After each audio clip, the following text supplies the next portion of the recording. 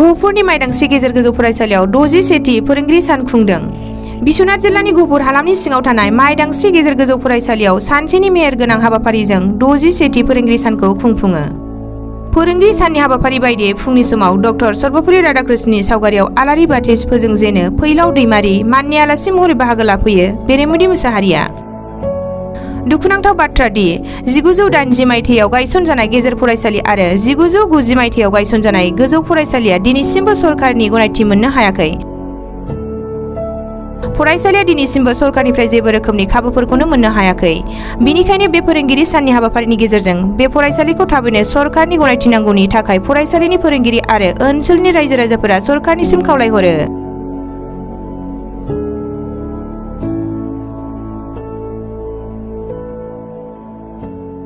खुलुमबाय। दिनै इउनाइटेड बड'लेण्ड रादाब आरो बड'सा रादाब नोंथांमोनहा दि जोंनि बे दुखुथिया फरायसालिनि लांगोनायाव नुजाफैनानै जोंनि फरायसालिनि सोमोन्दै जिथु रादाब लाफैदों बिनि थाखाय नोंथांमोनखौ साबायखर होनाय जाबाय। नोंथांमोननि दारैनो आरो बे चेनेलनि दारैनो जों आसाम सरकार आरो बिटिआर सरकारखौ खावलायनो सानो जे जोंनि बे गहपुर ओनसोलनि माइदांस्रि एरियानि नायल' जाल' गंसेल' हाइ स्कुल आरो नायल' जाल' गंसेल' गेजेर फरायसालि। गेजेर फरायसालिखौ गायसनदों थांनाय 1980 मायथाइयाव आरो गोजौ फरायसालिखौ गायसनदों थांनाय 1990 मायथाइयाव। दा गेजेर फरायसालिया 42 बोसोर जाबाय, गोजौ फरायसालिया 32 बोसोर 32 बोसोर जाबाय। दुखुनांथाव बाथ्रा बेनो जोंनि बे ओनसोलाव जोङो दिनै बे टिचार डेखौ जोङो गोसो गोरबोजों खुंदों।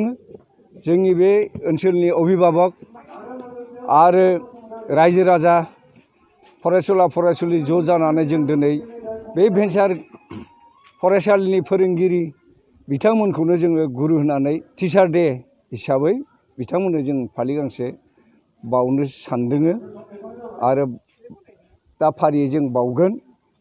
दा दुखुआ बेनो जोंहा जों एसे गोबाव बोसोर थासेयावबो दिनैसिम सरकारि खर'न जानाय जायाखिसै आरो बे फरायसालियाव जोंहा फरायसुला फरायसुलिया 300 दं।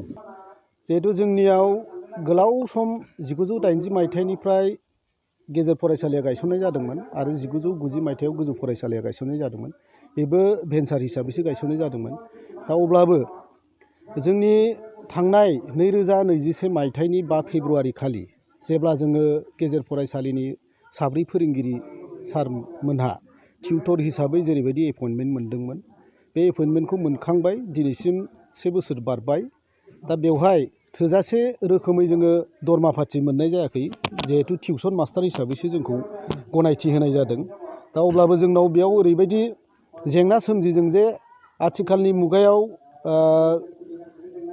जेरैबायदि मुवा बेसादनि बेसेना जेरैबायदि बारायदों, जानाय लोंनायनिफ्राय लानानै थाव माबा माबिखौ लानानै बेसाद मुवाफ्रा जेरैबायदि दाम बारायदों, बेफोर दामखौ बारायनानै नोजोर बोयोब्ला जोंनि जाबायदि दरमा मोननाय टिउटर हिसाबै 10,800ल' मोननाय जायो।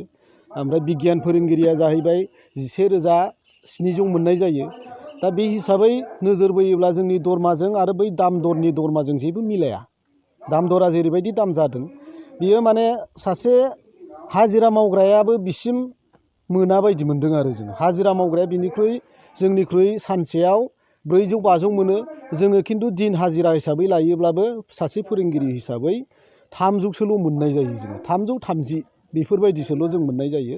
दा बेखौ नोजोर बोयोब्ला जोङो मिन्थियो जे सासे हाजिरा मावग्रायासो जेरैबायदि रांनि अनसुंथाइ मोनो हाजिरा मावनानै, ओमफ्राय जेरै सासे गुन गोनां सासे फोरोंगिरिया जुदि बेबायदि दरमाजों जुदि सोलिनाङोब्ला बे माबायदि जाथावथाव नोंथांमोना बेखौ बुजिनो हागोन।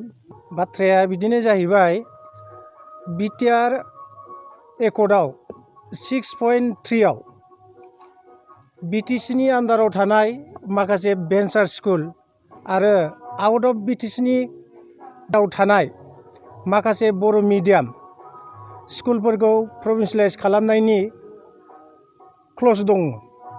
बे क्लज मथे जोंनियाव दा बाहेरा आउट अफ बिटिसिनि जेरै सनितपुर, बिश्वनाथ, धेमाजि गोबां भेन्सार बर' फरायसालि दं। बेफोरबो 6.3 क्लजजों प्रभिन्सियेलाइज जानांगौ बा सरकारिकरन जानांगौ। दायो मिथिनो मोननाय बायदिब्ला नै एसे दाखालिसो बिटिसिनि आन्दाराव 6.3 क्लजजों प्रभिन्सियेलाइज खालामनो थाखाय माखासे